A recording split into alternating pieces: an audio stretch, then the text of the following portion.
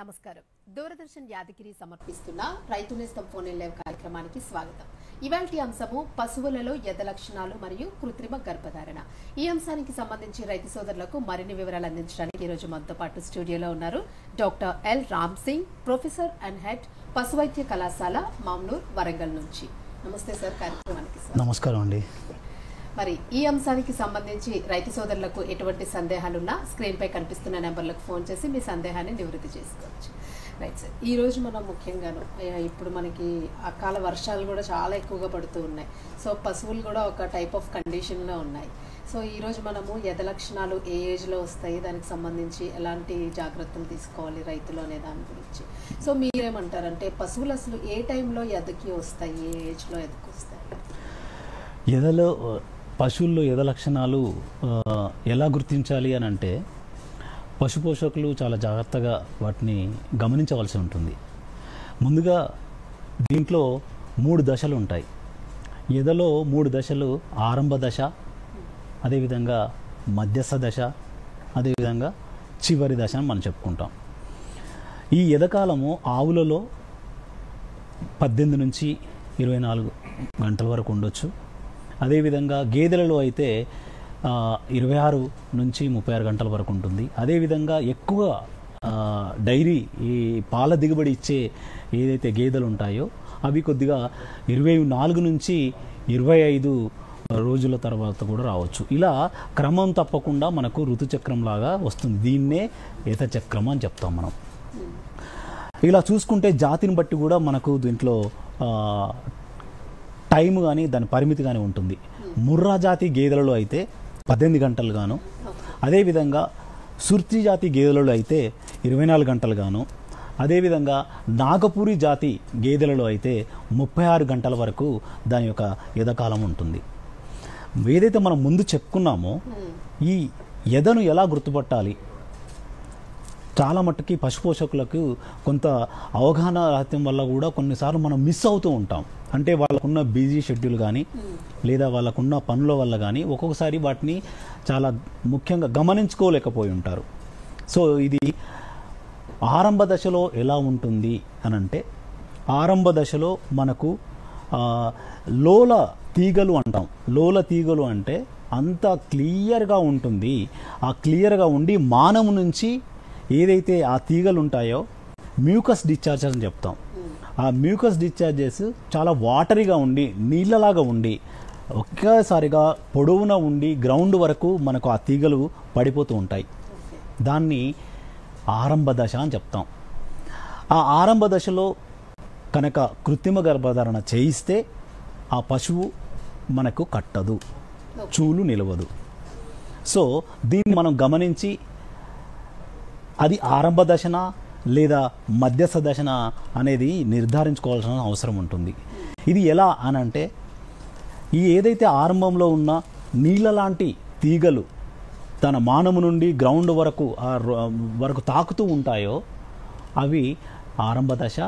అదేవిధంగా ఈ ఆరంభ దశలో ఉన్న ఈ పశువు మనము ఆ పశువు దగ్గరికి వెళ్ళినప్పుడు తన భుజాలతో మనం నెట్టినప్పుడు అవి మన మీదికి దాటడానికి ప్రయత్నం చేయడం, అదేవిధంగా అది వేరే పశువుల మీద దాటడానికి ప్రయత్నించడం, ఇది గమనించుకోవాల్సిన విషయం. ఇలా జరుగుతుంది అని అంటే ఇది ఆరంభ దశ అని అర్థం. ఈ ఆరంభ దశలో మనం కృత్రిమ గర్భధారణ చేయించరాదు. ఎందుకంటే అండము విడుదలైనా కూడా ఫలదీకరణ చెందదు. కాబట్టి మనం ఆ ఆరంభ దశలో మనం చేయించకూడదు. ఇది 6 గంటలు మాత్రం ఉంటుంది. ఆరంభ దశ 6 గంటలు ఉంటుంది. ఇలా ఆరంభ దశ తర్వాత మధ్యస్థ దశ, దాన్నే టెర్మినాలజీలో మిడ్ హీట్ అని అంటాం. ఆ మిడ్ హీట్ ఏదైతే ఉంటుందో ఎలా గుర్తుపట్టాలని అనుకుంటే, ముఖ్యంగా ఆ తీగలు ఎలా ఉంటాయంటే మ్యూకస్ నుంచి వచ్చే తీగలు, ఆ లోల తీగలు అని చెప్తాం. లోల తీగలు ఏంటంటే చాలా మెరుపుగా, చాలా కోడిగుడ్డు సొన వంటి చాలా మందంగా దళసరిగా ఉండి తన మోకాళ్ళ వరకు మాత్రమే అవి యాలాడుతూ ఉంటాయి, మానానికి అతుక్కొని ఉంటాయి. ఒకవేళ పశుపోషకులు దాన్ని చూసినట్టయితే ఇమ్మీడియట్గా అరే ఈ మా పశువు ఎదకొచ్చిందే అనే విధంగా మనకు కనబడుతూ ఉంటుంది. ఎందుకంటే ఒక ఎండిపోయిన తర్వాత, ఆ లోల తీగలు ఎండిపోయిన తర్వాత ఒకలాంటి తెలుపు మెరుపు మనకు మెరుస్తూ ఉంటుందన్నమాట. అది మనం తోక పై భాగాన్ని పైకి ఎత్తినట్టయితే ఆ మానము నుండి తన మోకాళ్ళ వరకు జిగటగా అతుక్కొని ఉంటుంది. ఇది మధ్యస్థ దశ. అప్పుడు ఈ ఏదైతే మధ్యస్థ దశలో ఉన్న పశువు ఉంటుందో తన సంపర్కానికి వేరే మన సంపర్కం చేయడానికి వచ్చినప్పుడు తను నిఠారుగా నిశ్చలంగా ఒకటే ప్లేస్లో నిలబడుతూ ఉంటుందన్నమాట. అంటే ఎక్కడికి కదలదు. సో దాన్ని మధ్యస్థ దశ అని చెప్తాం. అదేవిధంగా చివరి దశ అంటే ఈ మధ్యస్థ దశ 10 గంటల వరకు ఉంటుంది. దాని తర్వాత చివరి దశ 8 గంటల వరకు ఉంటుంది. ఈ చివరి దశ ఏంటంటే మధ్యస్థ దశ నుండి చివరి దశకు అయిపోయే క్రమాన్ని మనం చివరి దశ అని చెప్తాం. ఆ చివరి దశని ఎలా గుర్తుపట్టాలి? రైతు సోదరులకి సందేహం కలిగినప్పుడు చివరి దశలో ఆ ఏదైతే మ్యూకస్ నుంచి ఆ మానం నుంచి డిశ్చార్జెస్ వస్తాయో, ఆ లోల తీగలు వస్తాయో, ఆ లోల తీగలు తెలుపు నుంచి కొద్దిగా పసుపు రంగు వర్ణంలో ఉంటుంది. అంటే ఎండిన గడ్డి వలె మనకు కనబడుతూ ఉంటుంది. అంటే తన దశని అయిపోతుంది అని అర్థం. సో అక్కడ మనము 40% వరకు మనము దాన్ని కృత్రిమ గర్భధారణ చేసినా కూడా మనకి అవి చూడుని నిలుస్తాయి. కాబట్టి ఈ పైన ఏదైతే మనం చెప్పుకున్నామో ఈ దశలు, ఆ దశలన్నీ కూడా చాలా మట్టుకి రైతులు చూసుకొని తగిన సమయంలో మాత్రమే కృత్రిమ గర్భధారణ చేయించాల్సిన అవసరము ఉంటుంది. సో మీరు అన్నట్టుగా అంటే 3 దశలు చెప్పారు. సో ఈ 3 దశలు ఒకటి 8 అవర్స్, 10 అవర్స్, 6 అవర్స్ లైక్ ఇలా చెప్పారు. ఇవన్నీ కూడా అంటే ఒకటే డేలో చూస్తారా వేరియేషన్స్, లేకపోతే డే బై డే చేంజ్ అవుతుందా వేరియేషన్? ఇప్పుడు మీరు మంచి ప్రశ్న వేశారు. యాక్చువల్గా మనం ఏమనుకుంటామంటే ఇప్పుడు ఈరోజు సాధారణంగా మనకి పశువులు రాత్రి 8 నుంచి ఉదయము 3 గంటల వరకు ఎదకు వస్తూ ఉంటాయి. ఆ ఎదకు వచ్చినప్పుడు మనం రాత్రి వచ్చిన పశువుని మరియు తెల్లారి 11 గంటలకు కానీ 12 గంటలకు కానీ మనం ఇన్సెమినేషన్ చేయించవలసిన అవసరం ఉంటుంది. మనం ఏ విధంగా చెప్పుకున్నామో మొదటి ఆరంభ దశ 6 గంటలు ఉంటుంది. ఆ 6 గంటల నుంచి మనం 10 గంటలు అంటే ఒక 4-5 గంటల తర్వాత ఆరంభ దశ నుంచి ఒక 5-6 గంటల తర్వాత కనుక మనం కృత్రిమ గర్భధారణ చేయిస్తే మనకు 100% చూడి కట్టే అవకాశాలు మనకు ఎక్కువగా ఉంటాయి. అందుకే మనం సాధారణంగా ఏమని చెప్తాం రైతు సోదరులకి అంటే, పొద్దున గనక మన పశువు ఎదకొస్తే సాయంత్రం 5 గంటలకి లేదా 6 గంటలకి మనం కృత్రిమ గర్భధారణ చేయించాలి. అదేవిధంగా ఉదయం 6 గంటలకు వచ్చిందంటే సాయంత్రం 6 గంటలకి, లేదా సాయంత్రం 6 గంటలకు వచ్చిందంటే ఉదయం 7 గంటలకి. ఇలా మనం ఒక 8 నుంచి 12 గంటల వ్యత్యాసం పెట్టుకొని మనం సాధారణంగా వాటిని కృత్రిమ గర్భధారణ చేయిస్తూ ఉంటాం. సో ఆల్మోస్ట్ ఈ ప్రాసెస్ అంతా వాటికి 1.5 డే 2 days లోనే మొత్తం 1 డేనే పడుతుంది. ఒక రోజులోనే మనకు ఈ ప్రాసెస్ అంతా కూడా జరుగుతూ ఉంటుంది.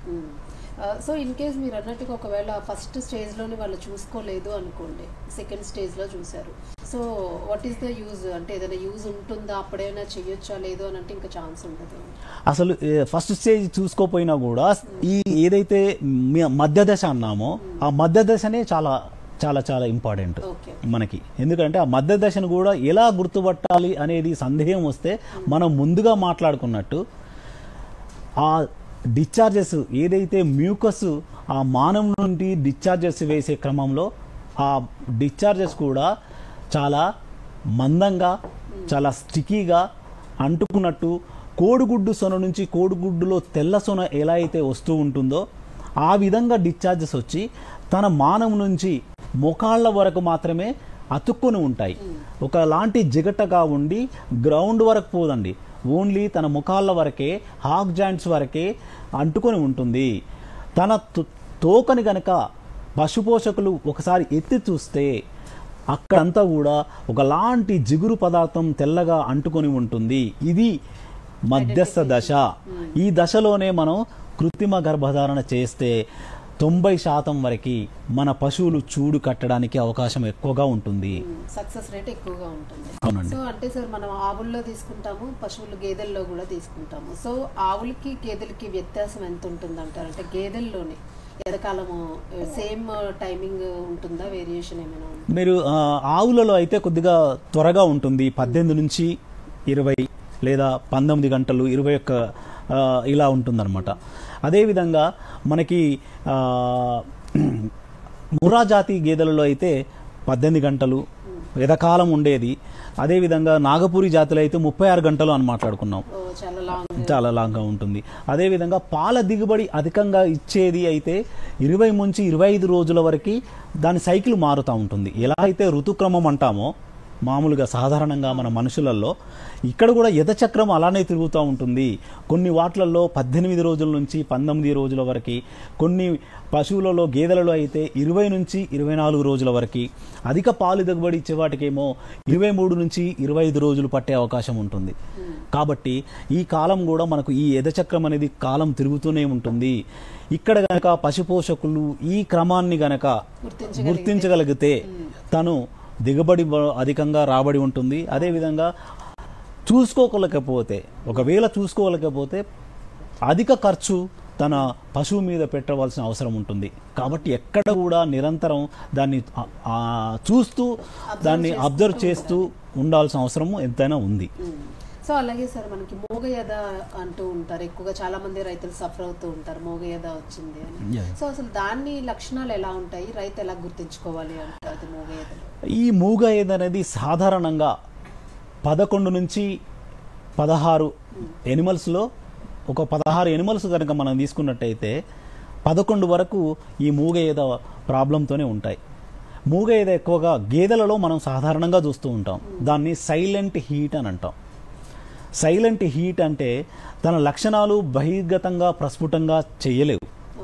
కాబట్టి వాతావరణ అనుకూల పరిస్థితులు, అదేవిధంగా దానికి పెట్టే మేపు కానీ, దాని పోషణ కానీ, దాని యొక్క వెలుతురు కానీ, దాని గాలి కానీ, ఇవన్నీ కూడా వాటి మీద ఆధారపడాల్సిన అవసరం ఉంటుంది. సో ఇక్కడ ఒక్కొక్కసారి దాని లక్షణాలు ఎలా కనపడతాయంటే నిజంగా కూడా వాటి బహిర్గతం కావు. కాబట్టి రైతు సోదరులకి ఈ నా పశువు ఏదోకొచ్చిందా రాలేదా అనేది ఒక సందేహంలో ఉంటాడు. తను అరవలేదు నా పశువు, లేదా ఆ మ్యూకస్ తీగలు లోల తీగలు అంటామే ఆ మానవం నుంచి కూడా మనకు కనబడలేదు, ఎక్కడ కూడా అరవడం కానీ ఏం చెయ్యలేదు, కానీ నా పశువు ఎదకొచ్చిందా రాలేదా అని ఒక సందేహంలో మన రైతు సోదరులు ఉంటారు. ఇక్కడ చాలా చాలా చాలా సింపుల్గా గుర్తుపట్టవలసినది ఏంటంటే ఇలా మూగ ఏదో ఉన్నప్పుడు చిరువుచ్చలు మూత్రం పోస్తూ ఉంటుంది. ఎలాంటి అరుపు లేకుండా తన పళ్ళని బయటకి చూపెడుతూ తన ఏదైతే రాత్రిపూట పడుకొని ఉన్నప్పుడు తన లోల తీగలు గనక చూస్తే అక్కడ మాత్రమే పడి ఉంటాయి, పడి ఉంటాయి. అక్కడ ఇలా చూసి రైతు సోదరులు చూసి తర్వాత తన సమీప పశు వైద్యం దగ్గర తీసుకెళ్ళి దాని రెక్టల్ ఎగ్జామినేషన్ చేయించిన తర్వాత మనం దాన్ని ఎదలో ఉంది అని నిర్ధారించవచ్చు. ఇలాంటి సైలెంట్ హీట్ని అధిగమించాలంటే మామూలుగా రైతు సోదరులు గమనించవలసింది ఏంటంటే నేను చాలా చాలా ఇంపార్టెంట్గా చెప్తున్నాను, ఇది గుర్తుపెట్టుకోవాలి. ఎప్పుడైతే మనము ఈ డైరీ ఫామ్లోకి లేదా మన పశుపాకలోనికి వెళ్ళినప్పుడు మనల్ని చూసి ఎదకొచ్చిన గేదె లేదా ఆవు కానీ నిటారుగా నిల్చుంటుంది. అంటే మీ చేతిలో వరిగడ్డో లేదా ఏదైనా దానా తీసుకుపోయి ఉన్నప్పుడు కాకుండా మిగతా అన్నీ కూర్చొని ఏదైతే ఆ పశువు స్టాండింగ్ పొజిషన్లో నిలబడి మిమ్మల్ని చూస్తూ ఉంటుందో మీరు ఒకసారి ఆ పశువు మీద జాగ్రత్తగా వహించి దగ్గరికి వెళ్ళి చూడాల్సిన అవసరం ఉంటుంది. అప్పుడు కనుక మీరు దగ్గరగా మానవం నుంచి చూస్తే మానవం కూడా ఉబ్బిపోయి దాని యొక్క కరిమి కానీ పెదవులు అని అంటాం జనరల్గా, వాటిని యొక్క వెలుపలగా చూస్తే మాత్రము దాంట్లో చాలా ఎరుపు రంగు వలె చాలా మృదువుగా నిగనిగలాడుతూ చాలా తేమగా కనిపిస్తూ ఉంటుంది అనమాట. ఇవన్నీ కూడా ఎదకుండే లక్షణాలు, సైలెంట్గా ఉండి ఎదకుండే లక్షణాలు. అదేవిధంగా మళ్ళీ పాకలోకి వచ్చినప్పుడు అది నిటారుగా అట్లనే కూర్చొని పడుకోకుండా ఉండడాన్ని అది 100% ఆ పశువు మనకు ఎదకు వచ్చి ఉంటుంది అని అర్థం చేసుకోవాలి. అదేవిధంగా ఇంకొక సూత్రం ఏంటంటే తన తోక వెనక భాగంలో కుడివైపున 0 ఆకారంలో కనుక 2-3 సార్లు గనక ఇట్లా రుద్దుతూ ఉంటే తన తోక పై భాగాన్ని పక్కకు వంపుతూ ఉంటుంది. ఇది టెయిల్ రిఫ్లెక్స్ అని అంటాం. ఇది మూగేదలో కూడా ఒకసారి కనుక్కునే అంశము టెయిల్ రిఫ్లెక్స్ అంటాం. ఆ టెయిల్ రిఫ్లెక్స్లో మనం సున్నా ఆకారంలో దాన్ని బలంగా మృదువుగా దాన్ని మసాజ్ చేస్తూ ఉన్నట్టయితే దాని తోకను పైకి లేపుతూ సైడ్కు పెడుతూ ఉంటుంది. అలాంటి పశువులు ఇది ఎదకు వచ్చినాయి అని నిర్ధారించుకోవాలి. ఇక్కడ ఇంకొక ఇది కూడా ఉంటుంది. అదేవిధంగా ఎదకు వచ్చిన పశువులే కాకుండా ఆల్రెడీ చూడితో ఉన్న పశువులు కూడా తోక లేపడానికి ఆస్కారం ఉంటుంది. కాబట్టి రైతు సోదరులు పశు వైద్యుని సంప్రదించిన తర్వాత మాత్రమే కృత్రిమ గర్భధారణ చేయించవలసిన అవసరం ఉంటుంది. ఎందుకంటే మనం ఇక్కడ మళ్ళీ ఫాల్స్ కాకుండా ఎదలో ఉందని మనం ఎలాంటి చెక్ చేయకుండా చూడి పరీక్ష కూడా చేయకుండా మనం కనుక కృత్రిమ గర్భధారణ చేస్తే మనకు ఈసుకపోవడం అనేది జరుగుతూ ఉంటుంది. కాబట్టి ఈ లక్షణాలు రెండిట్లో ఉంటాయి. ఎదలో ఉన్నప్పుడు లక్షణాలు కనబడుతూ ఉంటుంది. అదేవిధంగా అది ఒకవేళ చూడి అయిన తర్వాత కూడా మనకు పైకి తోకని లేపి ఒక సైడ్కు వంగి అదిమినట్టు కూడా మనకు కనిపిస్తూ ఉంటుంది. ఇప్పుడు ఏదైతే నేను చెప్పానో ఈ సున్నా ఆకారంలో మర్దనం చేసినప్పుడు ఈ తోకని గనక అదిమి పట్టి తన మానం మీదే ఉంటుంది అనుకుంటే ఆ పశువు ఎదలో లేదు అని అర్థం చేసుకోవాలి పశు పోషకులు. సో చాలా బ్రీఫ్ ఇచ్చారు సార్, డీటెయిల్డ్గాను. సో మనకంటే జనరల్గా ఎదకి వచ్చే వాటికి ఒక టైం వేరియేషన్ ఉంది. సో మోగ ఎదకి కూడా సేమ్ ఇదే వేరియేషన్ ఉంటుందా? 6 hours 8 hours ఇట్లా ఉంటుందంటారు, లేదంటే దానికి ఏమైనా డిఫరెన్స్ ఉంటుందా? దానికి మీరు చాలా మంచి ప్రశ్న వేశారు. అసలు మూగ ఎద ఎందుకు వస్తుంది అనేది ఇక్కడ మనం అనుకుంటే, మూగ ఎద సాధారణంగా ఎప్పుడైతే ఈ కృత్రిమ సంపర్కము జరుగుతూ ఉందో ఈ ఆంబోతుల నుంచి, ఎప్పుడైతే దాని రియాక్షన్ టైము, ఎప్పుడైతే వీర్యస్ఖలనం టైము చాలా ఎక్కువగా తీసుకున్న పశువులు ఏదైతే ఉంటుందో దాని ద్వారా పుట్టిన దూడలు లేదా ఇవి గేదెలు ఉన్నాయనుకోండి, అవి ఎక్కువగా మూగేదను చూపించడానికి ఆస్కారం ఉంటుంది. ఎక్కువగా ఏదైతే ఈ రియాక్షన్ టైము ఎక్కువగా ఉండి వీర్యస్ఖలనమైన పశువులు అవి పుట్టిన తర్వాత కన్సీవ్ అయిన తర్వాత అవి పెద్దగా అయిపోయిన తర్వాత తన యొక్క బిహేవియర్ మాత్రము మూగ ఎదకు ఎక్కువగా చూపించే అవకాశాలు ఉంటాయి. కాబట్టి మీరు అన్నట్టుకు దీంట్లో టైము ఉంటుంది, కానీ పశువుని పశు పోషకులు గుర్తించలేరు. కాబట్టి అది ఆ కాలం వెళ్ళిపోతుంది, ఒక రోజులోనే వెళ్ళిపోతుంది. కాబట్టి మళ్ళీ తను 21 రోజుల తర్వాత 23 రోజుల తర్వాత వేచి చూడవలసిన అవసరం ఉంటుంది. కాబట్టి మూగ ఏదనేది చాలా ఇంపార్టెంట్, మనం గుర్తించుకోవాల్సిన అవసరం. అదేవిధంగా పశు పోషకులు గనక ఎక్కువ మోతాదులో మనకు పశువులు ఉంటే మనం టీజర్ బుల్ వాడతాం. టీజర్ బుల్ ఏంటంటే ఏదైతే పశువు ఎదలో ఉందో ఇమ్మీడియట్గా తను దాని మీదకి దాటడానికి ప్రయత్నిస్తుంది. అదేవిధంగా తన మానాన్ని సూచించి దాని తర్వాత పైన మనకు అబ్జర్వేషన్ చేస్తూ దాని మీదకి దాటడానికి ప్రయత్నిస్తుంది. అలాంటి పశువుని మనం ఇమ్మీడియట్గా చెక్ చేసిన తర్వాత నిర్ధారించుకున్న తర్వాత ఇప్పుడు అది ఎదలో ఉంది అని కన్ఫామ్ అయిన తర్వాతనే కృత్రిమ గర్భధారణ చేయవలసిన అవసరం ఉంటుంది. ఇక్కడ మనము టీజర్ బుల్ వాడతాం. ఏదైతే నేను టెయిల్ రిఫ్లెక్స్ చెప్పానో అది కూడా ఇంపార్టెంట్. అదేవిధంగా ఎప్పుడైతే పశు పోషకులు తన పశు పాకలోకి ఎంటర్ అయినప్పుడు నిన్ను గనక చూసి ఆ పశువు నిలబడి ఉంటుంది అనంటే మీరు ఒకసారి దాని ఎడమ సైడు పొట్ట భాగంలో కూడా అదిమి పట్టి చూస్తే గట్టిగా ఉంటే ఎదలో లేనట్టు, ఆ పొట్ట భాగము చిరు పొట్ట భాగము దాన్ని గట్టిగా నదిలినప్పుడు చాలా మెత్తగా ఉంటే అది ఎదలో ఉన్నట్టు అని కూడా నిర్ధారించుకోవాలి. ఇవన్నీ కూడా ప్రాక్టికల్గా చేసిన తర్వాత అనుభవంతో చెప్తున్న విషయాలు. ఇవి రైతు సోదరులు తన దగ్గరనే చేసుకోవచ్చు. ఎందుకంటే ఇవన్నీ కూడా చాలా దగ్గరగా మెదులుతాడు. కాబట్టి ఈ పైన రెండు ఏదైతే చెప్పానో నేను, ఈ ఎడమ భాగంలో పొట్ట భాగంలో అదిమి పట్టినప్పుడు గట్టిగా ఉండడం వలన అది ఎదలో లేదని అర్థం. చేసుకోవచ్చు. సున్నా ఆకారంలో ఉన్నప్పుడు కూడా దాన్ని మర్దనం చేసినప్పుడు కూడా మనకు తోక కొద్దిగా పైకి లేపి వంగి ఒక పక్కకు తన టెయిల్ని పెడుతుంది. కాబట్టి ఇది కూడా ఒక లక్షణం. అది ఎదలో రావడానికి వచ్చింది అని కూడా నిర్ధారణ చేసుకోవాలి. Right sir. అలాగే మనకి అంటే కొంతమంది రైతుల్లో ఒక అపోహ ఉంటుంది. సో మన అంటే కృత్రిమ గర్భధారణ చేసిన తర్వాత కూడా తీగలు వేస్తూ ఉంటాయి. అది ఒకవేళ అంటే ఆ తీగలు ఏమైనా వాటిల్లో వీర్యకణాలు ఏమైనా పడిపోతున్నాయేమో ఇట్లాంటి డౌట్స్ అన్నీ వస్తూ ఉంటాయి. సో ఇలాంటి సిచ్యువేషన్స్లో వాళ్ళు అంటే హెడ్ని అప్ చేసి కట్టడము ఇట్లాంటివి చేస్తూ ఉంటారు. సో ఎందుకు అలా చేస్తూ ఉంటారు? అసలు అది కరెక్టే అంటారా? దానివల్ల అసలు ఏమైనా ఉపయోగం ఉంటుంది అంటారు? అసలు ఇలా చేయడం చాలా అనవసరం. అలా చేయకూడదు అసలు. ఎందుకంటే అలా గట్టిగా చేయడము, పశువుని గనక తీసుకెళ్ళి తన తలపై భాగాన్ని పైకి అలానే ఉంచితే తన కృత్రిమ గర్భధారణ చేసినప్పుడు తనలో ఉన్న జననేంద్ర లోపల ఉన్న వీర్యకణాలు బయటకు పోతాయి. అదేవిధంగా బయట పోకుండా ఉండడం కోసం అలా చేస్తున్నారని చెప్పేసి చాలా రైతులు అపోహతో అలా కడుతూ ఉంటారు. అలా కట్టొద్దండి, అవసరం లేదు. ఎలా అయితే మనం కృత్రిమ గర్భధారణ చేశామో లోపలికి వెళ్ళిపోయిన తర్వాత అవి ముందుకు వెళ్ళిపోయి దాని ఆక్సిటోసిన్ అనే హార్మోన్ విడుదలైన తర్వాత తన గర్భకోశము శృంగములో ఉన్న బుడిప నుండి తన మజిల్ ఏదైతే కంట్రాక్షన్స్ వల్ల ఉంటాయో అవి ముందుకు వెళ్ళిపోయి తన ఫలదీకరణ చెందడానికి, ఫర్టిలైజేషన్ చెందడానికి ఈజీగా దోహదపడుతుంది. ఇక్కడ ముఖ్యంగా గుర్తుంచుకోవాల్సింది ఏంటంటే రైతు సోదరులు ఎప్పుడైతే కృత్రిమ గర్భధారణకు వస్తారో దాన్ని చాలా భయానక రీతిలో తీసుకురావడము, కొట్టడము అలా చేయకుండా చాలా నెమ్మదిగా తీసుకువచ్చి ఒక 15-20 నిమిషాలు ఆ ట్రేవిస్ దగ్గర డాక్టర్ దగ్గర అక్కడ నార్మల్గా నిలబెట్టి దాని తర్వాత కృత్రిమ గర్భధారణ చేసిన తర్వాత తన నడుముపై నుంచి 2-3 బకెట్ల నీళ్లు కూడా పోయాల్సిన అవసరం ఉంటుంది. ఎందుకంటే ఆ స్ట్రెస్ రిలీవ్స్ అన్నప్పుడు ఏదైతే ఉంటుందో అడ్రినలిన్ అనేది రిలీజ్ అవుతుంది అనమాట.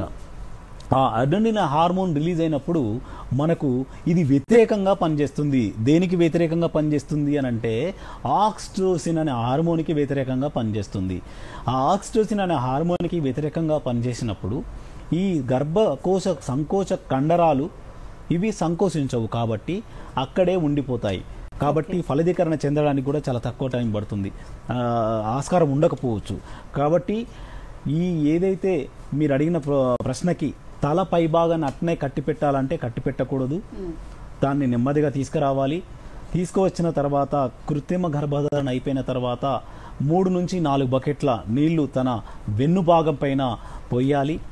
దాన్ని మెల్లగా తీసుకొని వెళ్ళాలి. ఎలాంటి ఉరుకులాట కానీ లేదంటే దాన్ని కొట్టడం కానీ దాన్ని భయభ్రాంతులకు గురి చేసినప్పుడు దాంట్లో హార్మోన్ రిలీజ్ అవుతుంది. మనం ఏదైతే మాట్లాడామో అడ్రినలిన్, ఈ అడ్రినలిన్ హార్మోను ఆక్సిటోసిన్ హార్మోన్కి వ్యతిరేకంగా పనిచేస్తుంది. కాబట్టి మనకు చాలా ప్రాబ్లమ్స్ ఉండే అవకాశాలు ఉంటాయి.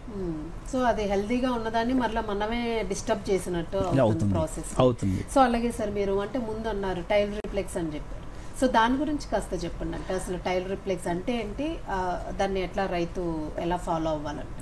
దీంట్లో సింపుల్ అండి. ఇప్పుడు ఏదైతే పశువు మనము ఇంట్లో ఉందో తన వెనక భాగానికి వెళ్ళిన తర్వాత కుడి సైడు వెళ్ళిన తర్వాత తన వెన్నుముక వెనక భాగం తర్వాత అక్కడ ఒక 0 ఆకారంలో తన చెయ్యిని తిప్పుతూ మర్దన చెయ్యాలి 1-2 సార్లు. చేసినప్పుడు ఇమ్మీడియట్గా తన తోకను పైకి లేపి ఒక సైడ్కు వేటవాలుగా వాలుతూ ఉంటుంది. ఇది ఎదలో ఉన్న లక్షణం. ఆ ఎదలో ఉన్న లక్షణానికి నేను ఇంతకుముందు చెప్పినప్పుడు చూడి ఆవులలో కూడా ఈ లక్షణాలు ఉండే అవకాశాలు ఉంటాయి. కాబట్టి ఇది రైతు సోదరులు గమనించి ఇమ్మీడియట్గా పశువు డాక్టర్ దగ్గరికి తీసుకెళ్లిన తర్వాత నిర్ధారణ తర్వాతనే కృత్రిమ గర్భధారణ చేయించాలి. లేదంటే నేను ఇంతకుముందు చెప్పినప్పుడు ఈసుకపోయే అవకాశం ఉంటుంది. ఎందుకంటే ఆల్రెడీ గర్భం వచ్చిన దానికి మళ్ళీ మనం కనుక కృత్రిమ గర్భధారణ చేస్తే ఈసుకపోతుంది. కాబట్టి అబార్షన్ అంటాం. కాబట్టి దీన్ని నివారించడానికి మనం ఒకసారి కన్ఫర్మేషన్ చేసుకుని పశు వైద్యం దగ్గరికి వెళ్ళిన తర్వాత ఇవన్నీ క్లారిఫై అయిపోతాయి.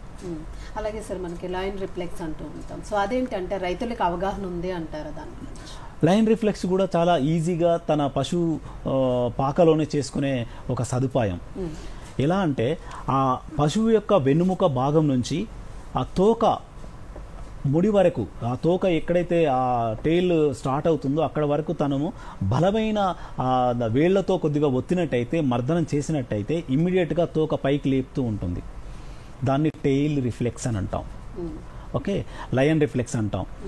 అప్పుడు కూడా మనకు మూత్రం కొద్దిగా విసర్జన చేస్తూ కొద్దిగా చేస్తూ ఆ తోకను పైకి లేపే ఉంచుతుంది. ఇది ఎదలో ఉన్న లక్షణం.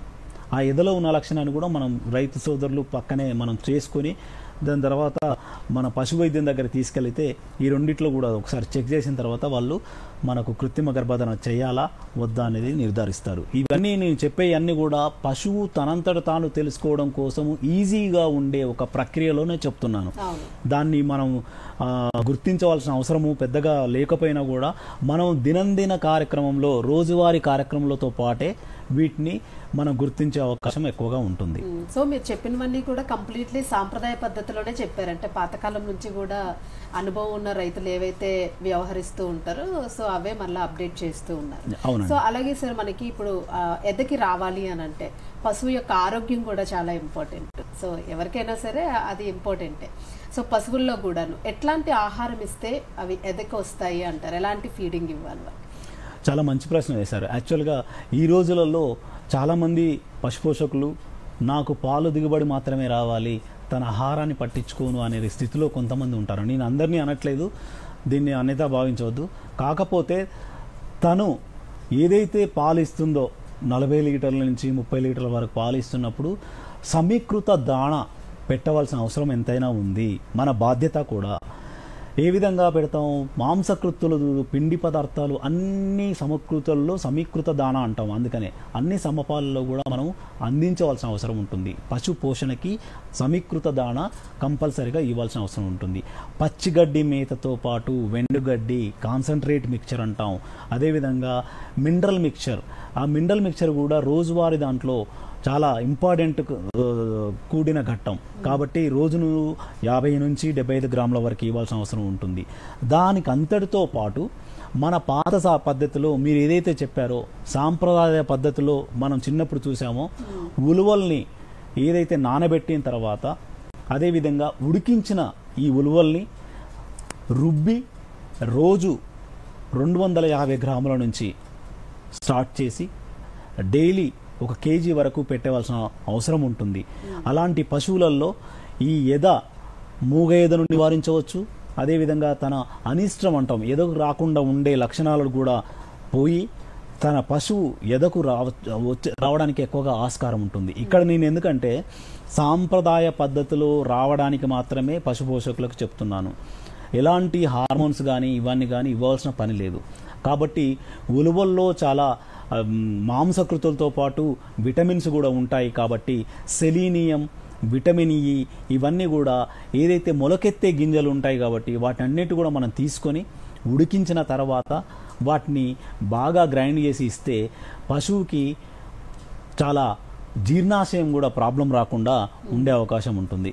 ఎందుకంటే మనం ఈ ఉడకబెట్టకుండా మనం ఇచ్చినట్టయితే గింజలుగా తినేసి అవి జీర్ణాశయం వ్యవస్థలో జీర్ణం కాకుండా తెల్లవారి మనకు ఆ పేడ రూపంలో దాంట్లో గింజలుగా విత్తులు వచ్చే అవకాశం ఉంటుంది. కాబట్టి పశుపోషకులు గుర్తుంచుకోవాల్సింది ఏంటంటే సాంప్రదాయ పద్ధతిలో వాడుతున్న మన ఉలువల్ని మర్చిపోవద్దు.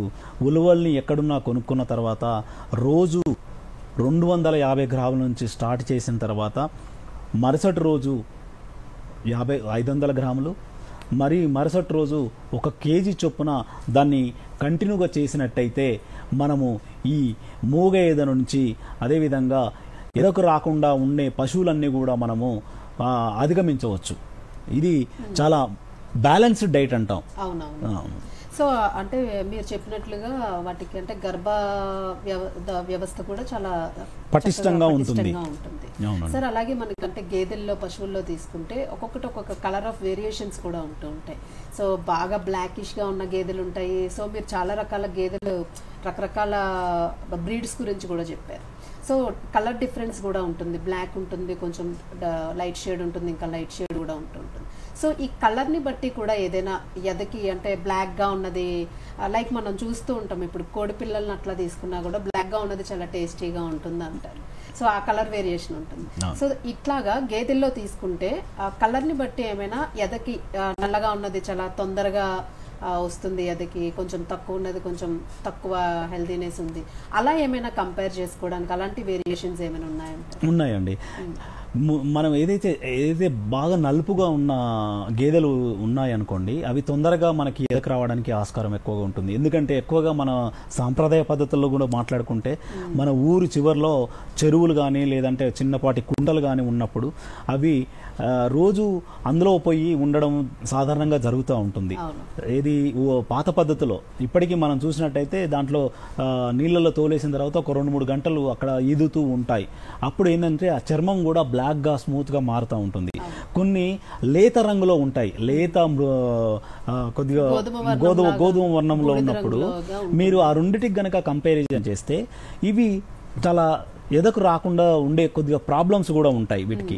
కాబట్టి ఎక్కువగా మనము 2-3 బకెట్లు రోజు వాటికి స్నానం చేయించడం కానీ లేదంటే పైప్ పట్టి వాటి మీద నడుము మీద నీళ్లు చల్లడం కానీ సాధారణంగా చేస్తూ ఉంటాం. గ్రామీణ ప్రాంతాలలో మనం ఎక్కడికే వెళ్ళినా కూడా ఇలాంటి వాతావరణం కనపడుతూ ఉంటుంది మనకి. ఎందుకంటే వాళ్ళకు తెలుసు ఏది ఏంటి ఎలా చేయాలనేది పెరుగుతూ ఉంటుంది. కాబట్టి అందుకే మనం ఒక గంట నుంచి 2 గంటల వరకు వానికి నీళ్ళలోకి కనుక పంపించినట్టయితే తన చర్మం కూడా స్మూత్ అవుతుంది, కొద్దిగా ఎక్సర్సైజ్ కూడా అవుతుంది. కాబట్టి ఈ అన్ని ఎక్సర్సైజ్ వల్ల హార్మోన్లు కూడా బ్యాలెన్స్గా ఉండే అవకాశాలు ఉంటాయి. కాబట్టి ఆ బ్యాలెన్స్ హార్మోన్స్ ఉన్నప్పుడే తన యొక్క ఋతుచక్రం కూడా కరెక్ట్గా ఉంటుంది. అదేవిధంగా పశుపోషకులకు కూడా ఎలాంటి ఇబ్బంది లేకుండా తన పాల దిగుబడితో పాటు తన ఇయర్ రౌండ్ రిప్రొడక్షన్ అంటే కాఫ్ ఇయర్ ఒక సంవత్సరానికి ఒక కాఫ్ వచ్చేటట్టుగా తను మెయింటైన్ చేసుకోవచ్చు. సో అంటే కలర్ డిఫరెన్స్ కూడా మిగిలిన వాటిలాగే గేదెల్లో కూడా మనకు కనిపిస్తూ ఉంటుంది. అలాగే సార్ మనకి కృత్రిమ గర్భధారణ చేయించేటప్పుడు చేయించాల్సిన ఆవు పెయ్యకి సంబంధించి అంటే దాని హెల్దీనెస్ కానీ ఏదైనా ఆ వెయిట్ కెపాసిటీ ఎంత ఉండాలి, వెయిట్ బ్యాలెన్స్ ఎట్లా ఉండాలి? దానికి మామూలుగా 230 గ్రాముల వరకు మనం ప్యూబర్టీ అంటాం. తన యొక్క వయసు ఏదైతే యుక్త వయసు వచ్చిందో ఆ యుక్త వయసు రావడానికి 250 గ్రాములు లేదా 250 గ్రాముల వరకు ఉండవలసిన అవసరం ఉంటుంది. అలాంటి పశువులనే మనం కృత్రిమ గర్భధారణకి సజెస్ట్ చేస్తాం. అంటే దీనికి పర్వాలేదు, ఇది చాలా బాడీ వెయిట్ కూడా కరెక్ట్గా ఉంది, దీన్ని మనం చేయొచ్చు అని చెప్పి. ఆ కృత్రిమ గర్భధారణ చేసే ముందు కూడా మనం కొన్ని వాటి యొక్క పారామీటర్ చూసుకోవాల్సిన అవసరం ఉంటుంది, జాగ్రత్తలు. తన గర్భకోశము ఎలా ఉంది, తను రెక్టల్ ఎగ్జామినేషన్ ద్వారా సమీప డాక్టర్ దగ్గరికి తీసుకెళ్తే తన గర్భంలోనే ఉన్న గర్భాశయము శృంగపు గోళలు, అదేవిధంగా దాని యొక్క గర్భాశయం యొక్క వ్యత్యాసము ఒక గర్భాశయం కొమ్ముకి ఇంకొక గర్భాశయ కొమ్ముకి 3.5 మీటర్ల సెంటీమీటర్లు మాత్రమే ఉండాలి. దానికంటే ఎక్కువగా ఉంటే మనము అప్పుడు దాన్ని సియాటిక్ లిగమెంట్స్ అంటున్నాము అనమాట. అంటే కొద్దిగా దాన్ని స్నాయపు లిగమెంట్స్ అంటాం, సియాటిక్ టెండాన్స్. ఒకవేళ దాని తక్కువగా ఉంటే మనకు రేపొద్దున అది కట్టినా కూడా మనకు అది రేపొద్దున డిస్టోకియా అంటాం, డిఫికల్ట్ ఇన్ ద ప్యాచురేషన్. అది బయటకు దాని దూడను కూడా కష్టంగా తీయవలసిన అవసరం ఉంటుంది. కాబట్టి పెల్విమెట్రీ కూడా ప్రాపర్గా ఉండవలసిన అవసరం ఉంటుంది. అదే కాకుండా ఒకవేళ గర్భం ధరించిన పశువు ఏదైతే ఉందో మనం ఏ విధంగా చెప్పామో ఈ గర్భాశయ కొమ్ములు కూడా వ్యత్యాసం కొద్దిగా పెరుగుతూ ఉంటుంది. గర్భం ఉన్నప్పుడు ఒకసారి ఈ కొమ్ముల మధ్య వ్యత్యాసం పెరుగుతూ ఉంటుంది. సో మనము అది కూడా చెక్ చేసుకోవాల్సిన అవసరం ఉంటుంది. అవును, లోపల గర్భాశయ కొమ్ములు 2 ఉంటాయి, రైట్ అండ్ లెఫ్ట్, ఎడమ కుడి. ఆ రెండింటి మధ్యల వ్యత్యాసం గురించి చెప్తున్నా నేను. ఆ రెండింటి మధ్యల వ్యత్యాసము 3.5 సెంటీమీటర్లు, ఒక 1/2 సెంటీమీటర్ కంటే పెరగవచ్చు. అంతకంటే ఎక్కువ ఉందంటే మనము ఆలోచించాలి. తన గర్భాశయ అది ఏదైతే సియాటిక్ లిగమెంట్స్ ఉంటాయో రిలాక్సేషన్ ఉంటుంది. కాబట్టి అప్పుడు గర్భం దాల్చిందా లేదా ఇంకేమైనా ప్రాబ్లమ్స్ ఉన్నాయా, లేదంటే గర్భాశయ కొమ్ములు ఒడితిరిగి ఉన్నాయా, చాలా దళసరిగా మందంగా ఉన్నాయా, తన కొమ్ముల నుంచి తన గర్భాశయం మధ్య వరకు కూడా మనం ఒకసారి పిండి చూస్తే ఎలా ఉంది అనేది మనకు అర్థమైపోతుంది, నిర్ధారణ అర్థమైపోతుంది. దాని తర్వాతనే మనం దాన్ని సజెస్ట్ చేయవలసిన అవసరం ఉంటుంది కృత్రిమ గర్భధారణకి. సో అలాగే సార్ మనకంటే వీర్యదానము మనం అనుకున్నట్టుగానే చేయించగానే ఎట్లాంటి జాగ్రత్తలు తీసుకోవాలి, చేయించే ముందు కానీ చేయించిన తర్వాత కానీ అసలు రైతు, ఎందుకంటే చాలా బేసిక్ నాలెడ్జ్ ఉండాలి దాని మీద. సో ఎలాంటి జాగ్రత్తలు రైతు తీసుకోవాలి? వీర్యదానం చేయించాల అనుకున్నప్పుడు పశువు మధ్యస్థ దశలో ఎదలో మాత్రమే ఉండాలి. పశువు మధ్యస్థ దశలో ఎదలో ఉన్నప్పుడు మాత్రం కృత్రిమ గర్భధారణ చేయిస్తే అప్పుడు మనకు 99 నుంచి 100% వరకు చూలు కట్టే అవకాశాలు ఉంటాయి. అదేవిధంగా ఇంతకుముందు మనం మాట్లాడుకున్నప్పుడు ఈ వీర్యదానం చేయించే క్రమంలో కానీ పశువుని పరిగెత్తించడం కానీ విపరీతమైన కర్రలతో కొట్టడం కానీ ఇవన్నీ చేస్తే దాంట్లో అడ్రినలిన్ హార్మోన్ రిలీజ్ అయిన తర్వాత ఈ ఆక్సిటోసిన్ దిగుబడి తగ్గుతుంది. దాని మీద నెగటివ్ ఫీడ్బ్యాక్ ఎఫెక్ట్ ఉండడం వల్ల మనకు చాలా కండర సంకోచం కూడా, గర్భాశయ కండర సంకోచం కూడా చాలా తక్కువగా జరుగుతూ ఉంటుంది. ఎందుకంటే దాని సంకోచం వల్లనే ఈ యొక్క వీర్య కణాలు ముందుకు పోవడానికి ఆస్కారం ఉంటుంది. మనము ఆ వ్యతిరేకంగా పనిచేసినప్పుడు ఆక్సిటోసిన్ అనే హార్మోన్ రిలీజ్ కాదు కాబట్టి మనకు ఎక్కడైతే వేసామో ఆ వీర్య కణాలు అక్కడే ఉండిపోయి తర్వాత 36 గంటల తర్వాత అవి మళ్ళీ నిర్వీర్యం అయిపోతాయి, పక్వం చెందవు, కణాలు చనిపోతాయి. కాబట్టి ఇవన్నీ కూడా నిర్ధారించుకోవాలి. చేసిన తర్వాత మళ్ళీ మనం ఇంతకుముందు మాట్లాడుకున్నట్టే 3 నుంచి 4 బకెట్ల నీళ్లు గనక తన వెన్ను భాగం నుంచి పోసి కొద్దిగా 15 నిమిషాలు గనక వాటికి రెస్ట్ ఇచ్చిన తర్వాత తను పశు పాకలోకి తీసుకుపోతే చాలా మట్టుకి ఇలాంటి సమస్యలు ఉండవు. ఈ రోజులలో మనం పాకలోకి ముందుకి డైరీ ఫామ్లోకి అక్కడనే స్టాండింగ్లోనే మనం సర్వీసెస్ అందిస్తున్నాం కాబట్టి ఇలాంటి ప్రాబ్లమ్స్ ఉండకపోవచ్చు.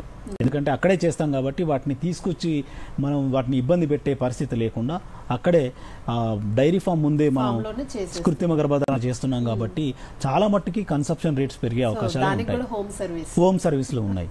అవును, ఎందుకంటే అది స్ట్రైన్ అవడానికి అవకాశం ఉండదు, చక్కగా ఉన్న ప్లేస్ లోనే అది రిలాక్స్ అవుతుంది కూడా. సో అంటే గర్భధారణ మనం మీరు అన్నట్టుగా కృత్రిమ గర్భధారణ చేసిన తర్వాత అంటే ఈ చేసిన రోజు చెప్పారు మీరు ఎలాంటి జాగ్రత్తలు తీసుకోవాలి అనేది. సో తర్వాత దాని బిహేవియర్ అది ఎలా ఉంటుంది, ఇచ్చిన తర్వాత హెల్తీగా ఉన్నది ఎలా బిహేవ్ చేస్తుంది, ఏదైనా ఇన్ కేస్ దానికి ఏదైనా ఇచ్చిన తర్వాత ఏదైనా ప్రాబ్లం వస్తే అది ఎలా బిహేవ్ చేస్తుంది అంటారు, బిహేవియర్లో ఎలా రైతు గమనించుకోవచ్చు అంటారు? చాలా మంచి ప్రశ్న వేశారు.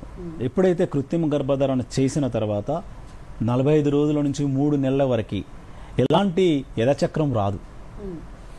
ఎలాంటి ఎదచక్రం అంటే మళ్ళీ ఎదలోకి రాదు ఎనిమల్. ఆ పశువు ఎదలోకి రానప్పుడు ఏమవుతుందంటే తర్వాత తను గర్భధారణ నిర్ధారణ కోసం చూడి పరీక్ష కోసం మనం డాక్టర్ని సంప్రదించవలసిన అవసరం ఉంటుంది. ఒకవేళ ఎలాంటి గర్భకోశ వ్యాధులు ఉన్నట్టయితే మనకు ఒక 20 నుంచి 25 రోజుల లోపు మనకి చీము లాంటి పదార్థం బయటకు వస్తుంది. ఆ చీము లాంటి పదార్థాన్ని తీసుకొని మనం ఎగ్జామినేషన్ చేసినట్టయితే ఇది గర్భకోశ వ్యాధినా లేదా దాంట్లో మళ్ళీ ఎదకొచ్చిందా అనేది తెలుసుకోవాలి. ఆ తెలుసుకునే క్రమంలోనే మనం డాక్టర్ సలహా తీసుకున్న తర్వాత ఒకవేళ గర్భాశయ కోశపు ఏదైనా వ్యాధులు ఉంటే మాత్రం దాన్ని సత్వరమే ట్రీట్మెంట్ చేసి తన చికిత్స చేయవలసిన అవసరం ఉంటుంది. ఎమ్మటే సంప్రదించిన తర్వాత తన తదుపరి ఎదచక్రాన్ని తన యథా దశని పోస్ట్పోన్ చేసుకొని కృత్రిమ గర్భధారణ చేయించకుండా దాన్ని స్కిప్ చేస్తూ మళ్ళీ నెక్స్ట్ వచ్చేదానికి మనం దాన్ని రెడీ చేసుకోవాల్సిన అవసరం ఉంటుంది. అంటే దాన్ని ఎండోమెట్రైటిస్ అంటాం. ఏదైతే నేను చెప్పానో కృత్రిమ గర్భధారణ వల్ల ఏమవుతుందంటే ఒక్కొక్కసారి చాలా గట్టిగా దాన్ని పొడవడం వల్ల లోపల ఉన్న గర్భాశయ గోడలు దెబ్బతినడం వల్ల ఇన్ఫ్లమేషన్ అయిపోయి దాంట్లో చీము కట్టడం బయటకు రావడం జరుగుతూ ఉంటుంది అనమాట. ఇవన్నీ కూడా చాలా తేలికగా చాలా మృదుగా చేయాలి. ఇది ఎక్స్పర్ట్ ఎవరైతే ఉంటారో పశు వైద్యులు ఉంటారో వాళ్ళు మాత్రమే చేయాల్సిన అవసరం ఉంటుంది. ఎందుకంటే ఈ చాలా లోపల చాలా మృదువైన చర్మం ఉంటుంది కాబట్టి ఆ స్టెయిన్లెస్ స్టీల్ గన్ను ఉంటుంది, ఆ గన్నుతో చాలా బలవంగా మనం ఇట్టి చేసినట్టయితే దాని గర్భాశయ గోడలు దెబ్బతినే అవకాశాలు ఉంటాయి. ఇది మీరు అడిగిన దానికి ప్రశ్నకి ఇవన్నీ ఏమన్నా వస్తున్నాయా లేదా అనేది పశుపోషకులు చాలా జాగ్రత్తగా అబ్జర్వ్ చేసిన తర్వాత డాక్టర్కి చెప్పాల్సిన అవసరం ఉంటుంది. అలాగే సార్ మనకంటే కృత్రిమ గర్భధారణ చేస్తున్నప్పుడు జనరల్గా అంటే ఒక్కసారి ఫెయిల్ అయితే మళ్ళీ ఇంకొకసారి అట్లా ఫ్రీక్వెంట్గా చేయిస్తూ ఉంటారు. సో అసలు అంటే దాని వలన ఎట్లాంటి అలా చేసినా కూడా చూడు కట్టకుండా ఉండడం అలాంటి ఫేస్ చేస్తూ ఉంటారు రైతులు. సో దానికి ఏం చెప్తారు మీరు, అంటే ఎలాంటి సమస్య ఉండడం వలన అలా జరుగుతూ ఉంటుంది అంటారు పశువుల్లో? మీరు అన్న ప్రశ్నకి ఏంటంటే దాన్ని రిపీట్ బ్రీడింగ్ అంటాం. మరలా కట్టడం, మరలకి ఎదకు రావడం. ఒక శ్రేష్టమైన ఆంబోతు నుంచి వీర్యదానం చేసినా కూడా 1కి 2 సార్లు కృత్రిమ గర్భధారణ చేసినా కూడా ఆ పశువు మళ్ళీ ఎదకు రావడాన్ని రిపీట్ బ్రీడింగ్ అని అంటాం. ఈ రిపీట్ బ్రీడింగ్ అనేది ఎందుకు వస్తుంది అంటే దాంట్లో హార్మోను బ్యాలెన్స్ లేకపోవడం వల్ల దాని తర్వాత ఎవరైతే గర్భధారణ చేస్తారో కృత్రిమ గర్భధారణ చేస్తారో చాలా టెక్నికల్గా చేయవలసిన అవసరం ఉంటుంది. ఆ టెక్నికల్గా సరిగ్గా చేయకపోవడం వల్ల, అదేవిధంగా వీర్య నాళికలు ఫ్రీజింగ్ టైం సరిగ్గా లేకుండా ఉండడం వల్ల, అదేవిధంగా ద్రవ నత్రజని కూడా ఆ LN2 కంటైనర్లో మెయింటైన్ చేయకపోవడం, ఆ లెవెల్స్ కూడా ప్రాపర్గా ఉన్నాయా లేవా చూసుకోకుండా -196 డిగ్రీ సెంటీగ్రేడ్ ద్రవ నత్రజనిలో ఉన్న LN2 కంటైనర్లో ఉన్న వీర్య నాళికలు తీసుకొని మనము కృత్రిమ గర్భధారణ చెయ్యాలి. ఇవన్నీ కూడా ఈ లోపం ఎక్కడైనా అయినా కూడా మన పశువు మళ్ళీ చూడి ఎదకు వస్తూనే ఉంటుంది. కాబట్టి ఇవన్నీ కూడా దాన్ని రిపీట్ బ్రీడింగ్ అని అంటాం.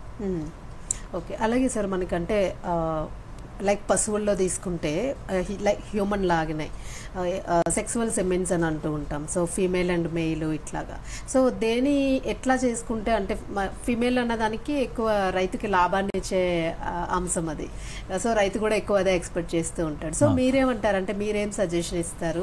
సో అలాంటి ఛాన్స్ ఉంది అంటారా రైతుకి ఏం చేస్తే అట్లా? తప్పకుండా ఉంది అండి. ఈ రోజులలో ఏంటంటే సెక్స్డ్ సెమన్ అని మనకు విరివిరిగా ఈ మధ్యలో మనం చేస్తూ ఉన్నాం. సెక్స్డ్ సెమన్ అని చేస్తున్నాం.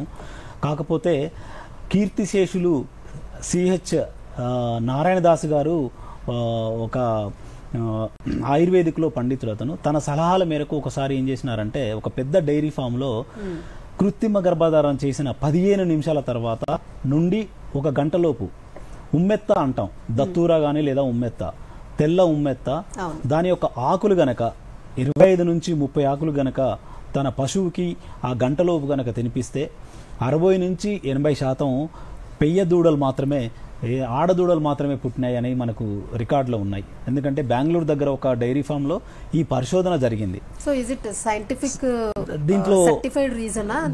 దీంట్లో వీళ్ళు చాలా ప్రచురించారు కూడా, ఆర్టికల్స్ కూడా ప్రచురించారు. ఇతను చాలా సీనియర్ ఆయుర్వేదిక్ ఉన్నటువంటి ఈ నారాయణదాస్ గారు, ఆయన పర్యవేక్షణలో జరిగింది. కాబట్టి నేను కూడా కొన్ని ట్రై చేశాను. దాంట్లో మనకు ఆదిలాబాద్ జిల్లాలో మనకి జరిగింది కూడా. ఎప్పుడైతే మనం గోపాలమిత్రకు ఈ ట్రైనింగ్ ఇవ్వడానికి వెళ్ళినప్పుడు అక్కడ ఇమ్మీడియట్ గా చేసిన తర్వాత ఆ దత్తూరా ఆ ఉమ్మెత్తాకుల్ని, తెల్ల ఉమ్మెత్తాకుల్ని తినిపించినారు. మళ్ళీ వాళ్ళు నాకు కాల్ చేసి కూడా చెప్పడం జరిగింది, సార్ మాకు ఆడదూడ పుట్టింది అని చెప్పేసి. సో ఇలా 60 నుంచి 80% వరకు ఉంటుంది. ఇంకా ఒక 10-20% దానికి ఇంకా రీసెర్చ్ చేయాల్సిన అవసరం ఉంటుంది. కానీ మారుతున్న కాలానికి ఈ రోజులో మనకి సెక్స్డ్ సెమన్ మనకు కూడా అవైలబుల్ ఉంది. కాబట్టి మనం ఆ డిజైర్డ్ ఎవరైతే ఉంటారో, ఎవరికైతే కోరిక ఉందో మాకు ఆడ దూడలే పుట్టాలి అన్నప్పుడు మనకు అలాంటి సౌకర్యం కూడా మనకు గవర్నమెంట్ మన సప్లై చేస్తూ ఉంది. Okay okay. సో గవర్నమెంట్ అనేది సెక్స్డ్ సెమెన్ ఇస్తుంది. బట్ మీరు చెప్పేది ఏంటంటే ఓల్డ్ ప్రాసెస్ లోనే రైతులు ఒకవేళ చేసుకోవాలని అనుకుంటే నేచురల్ గా ఆ ప్రాసెస్ ని ఈజీగా అప్రోచ్ అవ్వచ్చు. That is a certified process అని అంటున్నారు. సాంప్రదాయ పద్ధతిలో రైతుల్ని మనం ఎంకరేజ్ చేయొచ్చు ఆ విషయంలో. బికాస్ రైతు డిపెండ్ అయ్యేదే ఆ చిన్నపాటి లాభాల కోసం పశువుల పైన. సో వాళ్ళకి కూడా గుడ్ న్యూస్ అది. సో అంటే ఎలా ఉంటుంది సార్, మీరు అంటే గవర్నమెంటే సప్లై చేస్తుంది అని అంటున్నారు, సో ఎంకరేజ్ చేస్తుంది అని. సో ఇన్ కేస్ ఒకవేళ రైతులు ఎలా అప్రోచ్ అవుతున్నారు, పర్వాలేదా? అంటే మీకు హ్యూజ్ రైతులు వస్తున్నారా, ఎలా ఉంది మీకు దీనికి వస్తుంది? కాకపోతే దానికి ఒక కాస్ట్ ఆఫ్ మార్జిన్ పెట్టారు కాబట్టి దాని ప్రకారం వాళ్ళు రైతులు చూజ్ చేసుకోవడం వాళ్ళ ఇష్టం మీదనే ఆధారపడి ఉంటుంది. మాకు సెక్స్డ్ సెమనే కావాలి అంటే సెక్స్డ్ సెమన్ కూడా ప్రొవైడ్ చేస్తా ఉన్నారు. ఓకే. సో హెల్దీగానే వస్తుంది, బేబీ అన్ని కంప్లీట్ గా హెల్దీగానే ఉంటుంది. సో అలాగే సార్ మనకంటే మధ్య దశలోన పక్వం గురించి మాట్లాడుకుంటే ఎట్లా, అంటే అది ఎన్ని గంటలు ఉండే అవకాశం ఉంది అని? మధ్య దశలో 10 గంటల వరకు ఉంటుంది. ఆ 10 గంటలలో గనక మనము తన తీగలతో పాటు మానాన్ని కూడా గనక తెరిచి చూస్తే మనకు ఎరుపు రంగు వలె మనకు కనబడతా ఉంటుంది. ఎందుకంటే ఆ రక్త ప్రసరణ ఎక్కువగా జరిగి ఈస్ట్రోజన్ హార్మోన్ వల్ల రక్త ప్రసరణలో జరిగి దాని యొక్క యోని గోడలంతా కూడా మనకి ప్రస్ఫుటంగా ఎర్రగా పింక్ కలర్ లో షైనీగా చాలా గ్లేజీగా చాలా నిగనిగలాడుతూ కనిపిస్తూ ఉంటుంది అనమాట. రైట్ సార్, మనకు ఒక కాలర్ ఉన్నారు, వారితో మాట్లాడి కంటిన్యూ చేద్దాం. నమస్తే అండి. నమస్తే సార్. నమస్తే నమస్తే, చెప్పండి సార్.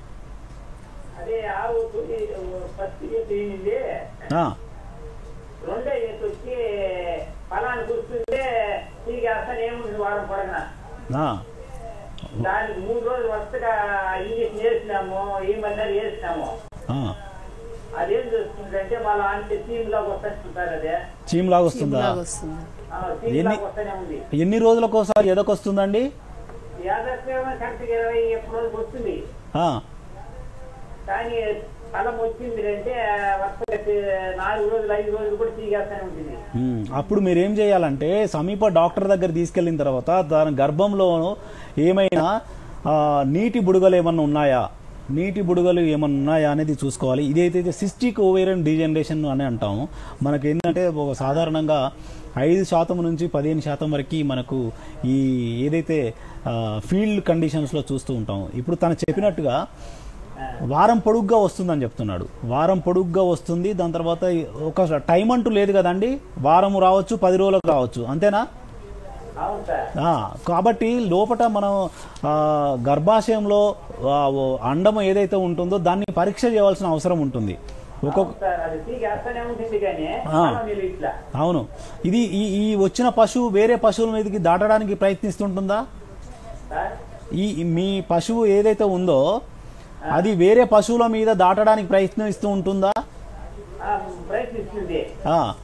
ఇది ప్రయత్నిస్తుంది అంటే దాన్ని మనం నింఫోమేనియా అంటాం. యాక్చువల్గా లూటియల్ సిస్ట్ అనే కండిషన్ ఉంది కాబట్టి